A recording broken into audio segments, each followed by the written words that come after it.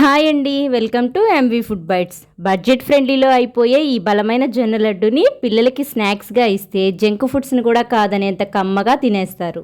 మరి ఆరోగ్యమైన బలాన్ని ఇచ్చి అందాన్ని పెంపొందించే ఈ హెల్దీ జొన్న లడ్డుని క్విక్గా చూసేద్దాం పదండి.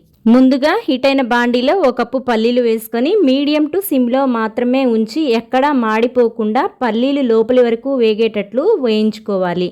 అప్పుడే లడ్డు రుచిగా ఉంటుంది. ఈ విధంగా లో ఫ్లేమ్లో దోరగా వేయించిన పల్లీలని వేరే ప్లేట్లోకి తీసుకొని ఇప్పుడు అదే బాండీలో 2 టేబుల్ స్పూన్స్ వరకు నెయ్యిని వేసుకొని 1 గుప్పెడు బాదం పప్పు వేసి దోరగా వేయించి పక్కకు తీసుకోవాలి. బాదం పప్పు పూర్తిగా ఆప్షన్ అండి, ఉంటే వేసుకోండి లేదంటే స్కిప్ చేయొచ్చు. ఇప్పుడు అదే నేతిలో కప్పు జొన్నపిండి వేసి సిమ్లో ఉంచి కనీసం 4 to 5 మినిట్స్ అన్న జొన్నపిండి మాడిపోకుండా మంచి సువాసన వచ్చే వరకు వేపుకోవాలి. ఇలా వేపిన జొన్నపిండిని స్టవ్ ఆఫ్ చేసిన తర్వాత మాత్రమే మనం పిండిని పల్లీల్ని ఏ గిన్నెతో అయితే కొలుచుకున్నామో అదే గిన్నెతో కప్పు బెల్లం వేసి అంతా ఓసారి కలిపి 4 యాలకులు 2 టేబుల్ స్పూన్ల ఎండు కొబ్బరి పొడి వేసి అంతా బాగా కలిసేలా మిక్స్ చేసి చల్లారనివ్వాలి.